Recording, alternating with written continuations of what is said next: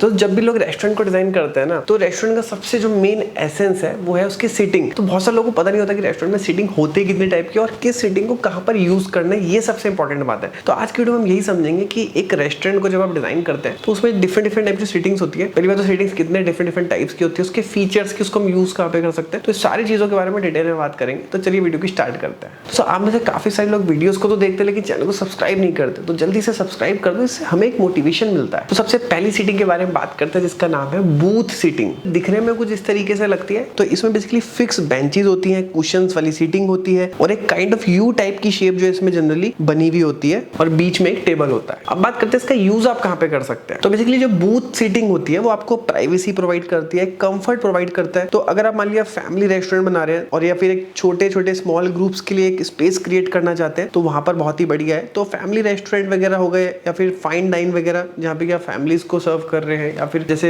कुछ दोस्त वगैरह आते हैं उनको सर्व कर रहे हैं, तो वहां के लिए बहुत बढ़िया सीटिंग है। और एक इनफॉर्मल डाइनिंग इन्वायरमेंट आप क्रिएट करना चाहते हो तो वहां के लिए बहुत ही सुटेबल है। और इस सीटिंग का बेनिफिट ये कि आपको बहुत बढ़िया कंफर्ट मिलता है, प्राइवेसी मिलती है और स्पेस का यूज जो है काफी इफेक्टिव तरीके से हो सकता है। और जब आपका प्लान जो है मतलब स्पेस जो है वो काफी टाइट है तो वहां पर जो है वॉल के अलोंग सीटिंग दे करके बहुत बढ़िया तरीके से स्पेस का यूज कर सकते हैं। सेकंड सीटिंग के बारे में बात करते हैं जिसका नाम है बैंकेट सीटिंग। जनरली ये जो डिजाइन है कुछ इस तरह होता है कि थोड़ा लंबी टाइप की सीटिंग मिले, तो इसमें क्या होता है कि जो सीटिंग के जो ऑप्शन होते हैं वो काफी ज्यादा खुल जाते हैं। और बैंकेट सीटिंग में क्या है कि प्रॉपर बैकरेस्ट मिल जाता है और काफी ज्यादा लोग एक साथ बैठना चाहें तो वो बैठ करके एक दूसरे से इंटरेक्ट भी कर सकते हैं। और ये जो सीटिंग है आपकी रेस्टोरेंट हो गए, लॉन्जेस हो गए, एक लग्जरी सीटिंग वाला जो आपको एक फील ये देती है। और अगर आपका जो स्पेस है ना काफी नैरो है, मतलब लंबाई में और नैरो है, तो वहां पर भी आप इसका यूज करके अपनी सीटिंग कैपेसिटीज को काफी बढ़ा सकते हैं। और फिर इसके अगर बेनिफिट्स के बारे में बात करूं तो सबसे पहले तो इसके एस्थेटिक्स की विजुअल अपीयरेंस जो काफी बढ़िया हो जाता है रेस्टोरेंट का। और आपके कम साइज में आपकी जो कैपेसिटी होती है काफी ज्यादा मिल जाती है। और सबसे इंपॉर्टेंट बात है इसको कस्टमाइज कर सकते हैं, मतलब रेस्टोरेंट के एस्थेटिक्स और डिजाइन के हिसाब से इसको टेबल की कितनी चौड़ाई करनी है या फिर उसके आगे जैसे चेयर्स रखी जाती है तो 2 देनी है 3 देनी है, तो उसको आप ओवरऑल आप कस्टमाइज कर सकते हैं। फिर थर्ड नंबर में बात करते हैं टेबल सीटिंग के बारे में। तो सिंपली आपकी नॉर्मल टेबल होती है और दोनों तरफ चेयर्स होती है, जैसे कि फोटो में देख रहे हैं कुछ इस तरीके से होती है। अब इसमें आप ये जो टेबल है डिफरेंट साइज हो गए, शेप्स हो गए, डिफरेंट मटेरियल में ले सकते हैं। और इसके यूज केस के बारे में बात करें तो किसी भी प्रकार के आप रेस्टोरेंट में इसका यूज कर सकते हैं। कैजुअल फाइन डाइनिंग के लिए जनरली यूज होता है और इसका बेनिफिट्स ये है कि डिफरेंट साइजेस वाले डिफरेंट ग्रुप्स के लिए आप इसका यूज कर सकते हैं। जैसे 3 या 4 बंदे आए या फिर 8 बंदे आए तो उस तरीके से ग्रुप्स वाइज इसको डिवाइड करा जा सकता है इस तरह की सीटिंग में। और ज्यादातर जो नॉर्मल ढाबे टाइप्स होते हैं ना, जिनको नॉर्मल है कि खाना खाओ और जाओ, तो उस टाइप के रेस्टोरेंट में इसका जनरली यूज होता है। फाइन डाइन्स में थोड़ा सा इसको अवॉइड करा जाता है, फिर थोड़ा बहुत इसका यूज फाइन डाइन में दे सकते हैं। फिर फोर्थ सीटिंग के बारे में बात करते हैं, इसका नाम है कॉम्युनल सीटिंग।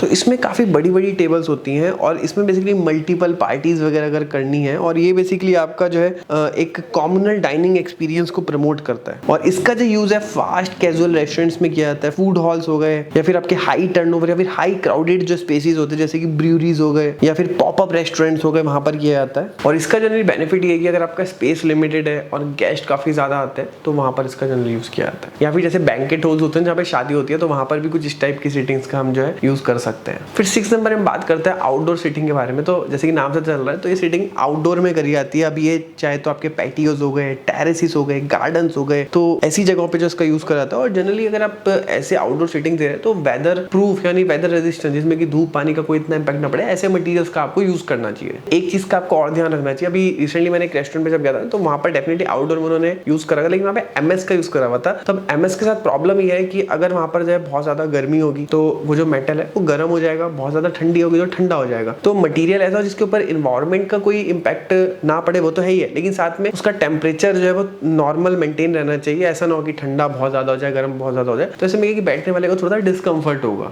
और ऐसी जो सीटिंग है ना वहां पर ज्यादा चलती है जहाँ पे कि क्लाइमेट बहुत ज्यादा सूदिंग सा रहता है, बहुत ज्यादा गर्म या फिर बहुत ज्यादा ठंडा या फिर बहुत ज्यादा रेनी नहीं रहता है। या फिर अगर आपका रेस्टोरेंट ऐसी लोकेशन पर है जहाँ पे कि बाहर की साइड में बहुत ज्यादा सीनिक व्यू है तो वहां पर भी आप इसका यूज कर सकते हैं। जैसे फॉर एग्जाम्पल अगर मैं हरिद्वार का रहने वाला हूँ तो यहाँ पर गंगा जी का व्यू है, या फिर ऋषिकेश में जाते हैं तो वहां पर भी गंगा जी का व्यू है, तो वहां पर ऐसा सीनिक अगर आसपास ऐसा माहौल है, माउंटेन्स हो गए या फिर सनराइज या सनसेट, तो वहां पर आप इसका यूज कर सकते हैं। फिर 7th सीटिंग के बारे में बात करते हैं, इसका नाम है काउंटर सीटिंग। तो जैसे कि फोटो में देख रहे हैं दिखने में कुछ इस तरीके से रहती है, इसमें इंडिविजुअल स्टूल्स जो है वो प्रोवाइड करे जाते हैं और जनरली ऐसी टाइप की सीटिंग कैफेज वगैरह में ज्यादा दी जाती है। और एक कॉमन कैजुअल टाइप की सीटिंग है डाइनर्स और कैफेज के हिसाब से, या फिर अगर कॉफी शॉप्स है या फिर क्विक सर्विस रेस्टोरेंट है, जैसे कि अगर आप बर्गर किंग गए होगे तो बर्गर किंग में भी आपने इसका यूज जो है वो जरूर देखा होगा। फिर 8th सीटिंग जिसका नाम है लॉन्ज सीटिंग। और जैसे आपको नाम से पता चल चल रहा होगा, बहुत सारे लोगों ने सुना होगा कि यार मेरे को लॉन्च एक्सिस एयरपोर्ट में करना है। तो अब ये लॉन्च सीटिंग बेसिकली होती क्या है? तो इसमें बेसिकली कंफर्टेबल सोफाज हो गए, आपके उसमें आर्म चेयर्स होती हैं, लो टेबल्स टाइप्स होती है वहां पर, और आपके बार लॉन्चेस हो गए, तो वहां के लिए बहुत ही परफेक्ट है इस टाइप की सीटिंग। और ऐसी सीटिंग के बेनिफिट ये है कि